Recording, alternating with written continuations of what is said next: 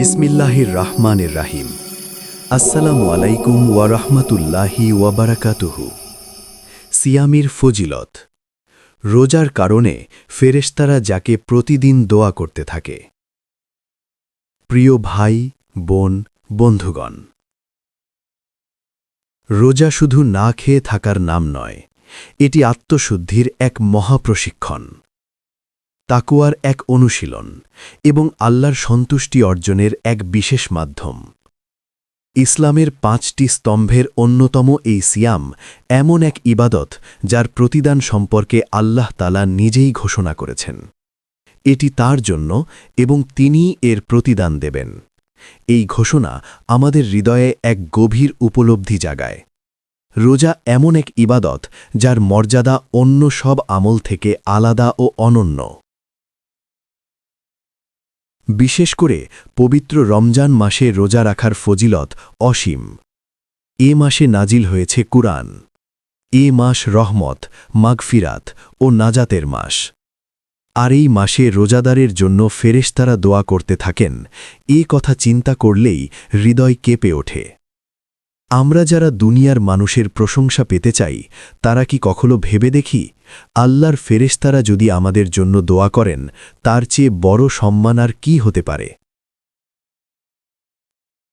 রোজা একান্ত গোপন ইবাদত। রোজার বিশেষত্ব হল এটি এমন এক ইবাদত যা একান্তই বান্দা ও রবের মাঝে। নামাজ, জাকাত, হজ এসব ইবাদত মানুষ দেখতে পায়, কিন্তু রোজা কেউ চাইলে লোক দেখাতে রোজা রাখতে পারে না। কারণ ক্ষুধা, তৃষ্ণা, কামনা বাসনা থেকে বিরত থাকার বিষয়টি কেবল আল্লাহই জানেন। তাই রোজা হল ইখলাসের অর্থাৎ নির্মল নিয়তের সর্বোচ্চ পরীক্ষা। হাদিসে কুদসিতে এসেছে, আল্লাহ তাআলা বলেন, রোজা আমার জন্য আর আমি নিজেই এর প্রতিদান দেব। এই ঘোষণা রোজার মর্যাদাকে এমন এক উচ্চতায় নিয়ে যায় যা ভাষায় প্রকাশ করা কঠিন। ফেরেশতাদের দোয়া রোজাদারের জন্য বিশেষ সম্মান। ইসলামে ফেরেশতারা নিষ্পাপ সৃষ্টিজীব। তারা আল্লাহর আদেশ অমান্য করে না। তাদের কাজ হল আল্লাহর ইবাদত করা এবং তার নির্দেশ বাস্তবায়ন করা। যখন কোনো বান্দা রোজা রাখে, ইফতারের অপেক্ষায় থাকে, সেহরির সময় ঘুম ছেড়ে উঠে পড়ে, তখন এই আমলগুলো আল্লাহর দরবারে বিশেষভাবে মূল্যায়িত হয়। হাদিসে বর্ণিত হয়েছে, যে ব্যক্তি সেহরি খায় তার জন্য আল্লাহ রহমত বর্ষণ করেন এবং ফেরেশতারা তার জন্য দোয়া করতে থাকেন। সেহরি শুধু খাবার নয়, এটি বরকতের সময়। এই সময় বান্দা আল্লাহর সন্তুষ্টির জন্য ঘুম ত্যাগ করে। ফেরেশতারা তখন বলে, হে আল্লাহ, তাকে ক্ষমা করুন, তার প্রতি রহম করুন। ভাবুন তো, প্রতিদিন রোজার প্রতিটি ভোরে ফেরেশতারা আপনার জন্য দোয়া করছে। আমরা কত মানুষকে অনুরোধ করি, আমার জন্য একটু দোয়া করবেন? অথচ রোজার মাধ্যমে এমন এক অবস্থানে পৌঁছনো যায় যেখানে ফেরেশতারাই আমাদের জন্য দোয়া করতে থাকে। রোজা ও তাকওয়া অর্জন। কুরআনে আল্লাহ বলেন, হে মুমিনগণ, তোমাদের উপর রোজা ফরজ করা হয়েছে, যেমন ফরজ করা হয়েছিল তোমাদের পূর্ববর্তীদের উপর, যাতে তোমরা তাকওয়া অর্জন করতে পারো। তাকওয়া মানে আল্লাহ ভীতি ও সচেতনতা। রোজা মানুষকে আত্মসংযম শেখায়। ক্ষুধা লাগলেও সে খায় না, তৃষ্ণা পেলেও পানি পান করে না। কেন? কারণ সে জানে আল্লাহ দেখছেন। এই উপলব্ধি ধীরে ধীরে তার জীবনের প্রতিটি ক্ষেত্রে ছড়িয়ে পড়ে। সে হারাম থেকে বাঁচে, মিথ্যা কথা বলে না, অন্যায় করে না। রোজাদারের মুখের গন্ধ আল্লাহর কাছে প্রিয়। হাদিসে এসেছে, রোজাদারের মুখের গন্ধ আল্লাহর কাছে মিশকের সুবাসের চেয়েও প্রিয়। এটি আমাদের জন্য বড় সান্ত্বনা। দুনিয়ার মানুষ হয়তো রোজাদারের দুর্বলতা দেখে, তার ক্লান্তি দেখে, কিন্তু আল্লাহ তার কষ্টকে ভালোবাসেন। তার ক্ষুধা, তৃষ্ণা আল্লাহর কাছে এক বিশেষ মর্যাদা লাভ করে। ইফতারের সময় দোয়া কবুল। রোজাদারের জন্য ইফতারের সময় একটি বিশেষ মুহূর্ত থাকে যখন তার দোয়া কবুল হয়। সারা দিন ক্ষুধা, তৃষ্ণা সহ্য করে যখন সে আল্লাহর সামনে হাত তোলে, তখন সেই দোয়া প্রত্যাখ্যাত হয় না। এই সময় ফেরেশতারা তার জন্য রহমতের দরজা খুলে দেওয়ার প্রার্থনা করে। রোজা গুনাহ মোচনের মাধ্যম। রোজা অতীতের গুনাহ মাফের এক শক্তিশালী মাধ্যম। বিশেষ করে রমাদানের রোজা ঈমান ও সওয়াবের আশায় রাখলে পূর্বের গুনাহ মাফ হয়ে যায়। এটি আমাদের জন্য এক নতুন শুরুর সুযোগ। আল্লাহ যেন বলেন, তুমি ফিরে এসো, আমি তোমাকে ক্ষমা করব। রোজা ও চরিত্র গঠন। রোজা শুধু পেটের ক্ষুধা দমন নয়, এটি জিহ্বা, চোখ, কান সব অঙ্গের রোজা। কেউ যদি মিথ্যা বলে, গীবত করে, ঝগড়া করে, তবে তার রোজার আসল উদ্দেশ্য নষ্ট হয়ে যায়। তাই রোজা মানুষকে নম্র, সহনশীল ও পরোপকারী বানায়। একজন রোজাদার যখন ক্ষুধার কষ্ট অনুভব করে, তখন সে দরিদ্রের কষ্ট বুঝতে শেখে। তার অন্তরে দয়া জন্মায়, সে দান সদকা করতে আগ্রহী হয়। এভাবেই রোজা সমাজে মানবিকতা ও সহমর্মিতা বাড়ায়। লাইলাতুল কাদার হাজার মাসের চেয়ে উত্তম। রমাদানের শেষ দশকে রয়েছে এক মহামূল্যবান রাত, লাইলাতুল কাদার। এই রাত হাজার মাসের চেয়ে উত্তম। এই রাতে ইবাদত করলে ৮৩ বছরেরও বেশি সময়ের ইবাদতের সোয়াব পাওয়া যায়। ফেরেশতারা এ রাতে দলে দলে পৃথিবীতে অবতরণ করেন এবং ইবাদতকারীদের জন্য দোয়া করতে থাকেন। রোজা জান্নাতে প্রবেশের বিশেষ দরজা। হাদিসে এসেছে, জান্নাতে একটি বিশেষ দরজা আছে যার নাম রাইয়ান। এই দরজা দিয়ে কেবল রোজাদাররা প্রবেশ করবে। কিয়ামতের দিন ঘোষণা করা হবে, রোজাদাররা কোথায়? তখন তারা উঠে দাঁড়াবে এবং এই দরজা দিয়ে প্রবেশ করবে। এরপর দরজাটি বন্ধ করে দেওয়া হবে। এটি প্রমাণ করে রোজা এমন এক ইবাদত যা বান্দাকে জান্নাতের বিশেষ সম্মানিত স্থানে পৌঁছে দেয়। সেহরি ও ইফতারের সুন্নাহ। সেহরি খাওয়া সুন্নাহ এবং এতে বরকত রয়েছে। আমাদের প্রিয় নবী মুহাম্মদ সাল্লাল্লাহু আলাইহি ওয়াসাল্লাম সেহরি খাওয়ার প্রতি গুরুত্ব দিয়েছেন। এমনকি এক চুমুক পানি হলেও সেহরি করার নির্দেশ দিয়েছেন, কারণ এই আমলের সঙ্গে ফেরেশতাদের দুয়া জড়িয়ে আছে। ইফতারের সময় তাড়াহুড়ো করা, খেজুর বা পানি দিয়ে ইফতার করা, এসব সুন্নাহ অনুসরণ করলে রোজা আরও পরিপূর্ণ হয়। রোজা আত্মার পরিশুদ্ধি। দুনিয়ার ব্যস্ততা, গুনাহ, অহংকার এসব আমাদের অন্তরকে কঠিন করে তোলে। রোজা সেই অন্তরকে নরম করে। সারাদিন আল্লাহর জন্য ত্যাগ স্বীকার করতে করতে মানুষ উপলব্ধি করে সে কতটা দুর্বল আর আল্লাহ কত মহান। রোজা মানুষকে আল্লাহর ওপর নির্ভরশীল হতে শেখায়। ক্ষুধার মুহূর্তে সে বুঝতে পারে এক গ্লাস পানি কত বড় নেয়ামত। এই উপলব্ধি তাকে কৃতজ্ঞ বানায়। ফেরেশতাদের দোয়ার যোগ্য হতে কি করব? ১. ইখলাসের সঙ্গে রোজা রাখা। ২. সেহরি না ছেড়ে দেওয়া। ৩. গুনাহ থেকে বেঁচে থাকা। ৪. বেশি বেশি দোয়া ও ইস্তেগফার করা। ৫. কুরআন তিলাওয়াত ও নফল ইবাদত বাড়ানো। যখন রোজা শুধু আনুষ্ঠানিকতা না হয়ে অন্তরের আমল হয়ে যায়, তখনই ফেরেশতাদের দোয়া আমাদের সঙ্গী হয়। বন্ধুগণ, সিয়াম এমন এক ইবাদত যা বান্দাকে আসমানের সঙ্গে যুক্ত করে। যখন একজন মুমিন রোজা রাখে, সেহরিতে জেগে ওঠে, ইফতারের আগে হাত তুলে কাঁদে, তখন ফেরেশতারা তার জন্য দোয়া করতে থাকে। এ এক অদৃশ্য সম্মান যা দুনিয়ার কোনো পদপদবি দিয়ে মাপা যায় না। আমরা যদি সত্যিই রোজার ফজিলত উপলব্ধি করতাম, তবে হয়তো প্রতিটি রোজাকে জীবনের শেষ রোজা মনে করে আদায় করতাম।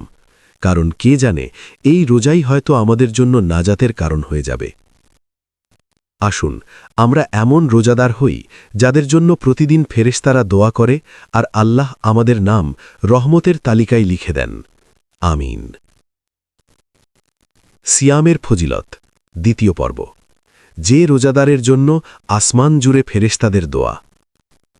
প্রথম পর্বে আমরা আলোচনা করেছি, রোজা কেবল একটি ফরজ ইবাদত নয়, এটি এমন এক বিশেষ আমল যার কারণে ফেরেশতারা রোজাদারের জন্য দোয়া করতে থাকে।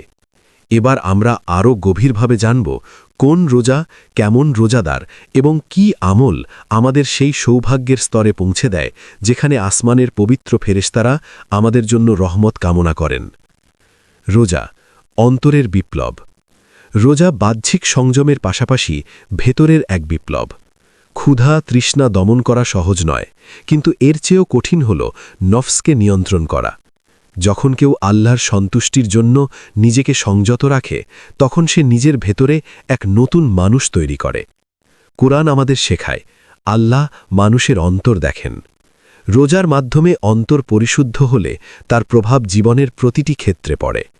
রোজাদার তখন শুধু পেটের রোজা রাখে না, সে চোখের রোজা রাখে, হারাম থেকে দৃষ্টি ফিরিয়ে নেয়, জিহ্বার রোজা রাখে, মিথ্যা, গীবত, অপবাদ থেকে বাঁচে, কানের রোজা রাখে, অশ্লীলতা ও অন্যায় কথা শোনা থেকে বিরত থাকে।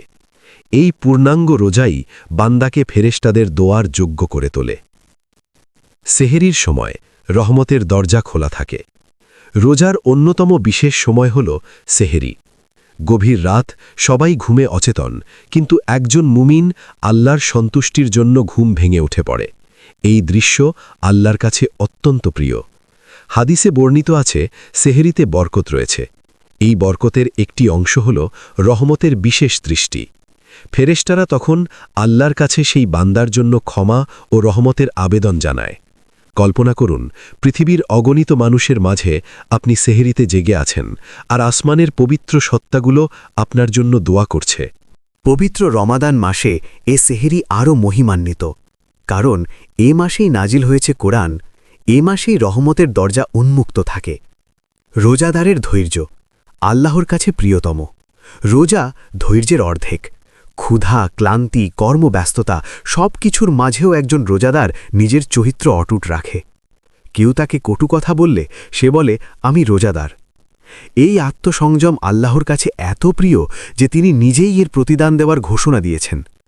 আমাদের প্রিয় নবী মুহাম্মদ সাল্লাল্লাহু আলাইহি ওয়াসাল্লাম বলেছেন, রোজা ঢাল স্বরূপ। এটি মানুষকে গুনাহ ও জাহান্নাম থেকে রক্ষা করে। ফেরেশতারা এমন সংযমী বান্দার জন্য দোয়া করবে, এটাই তো স্বাভাবিক। ইফতারের আগে অশ্রুসিক্ত দোয়া। রোজাদারের দোয়া প্রত্যাখ্যাত হয় না, বিশেষ করে ইফতারের মুহূর্তে। সারাদিন কষ্ট সহ্য করে যখন সে হাত তোলে তখন তার দোয়া আসমানে দ্রুত পৌঁছে যায়। ভাবুন, সে যখন বলে, হে আল্লাহ, আমাকে ক্ষমা করুন, ফেরেশতারাও বলে আমিন। সে যখন বলে, হে আল্লাহ, আমার পরিবারকে হেদায়াত দিন, ফেরেশতারাও সেই দোয়ার সঙ্গে যুক্ত হয়।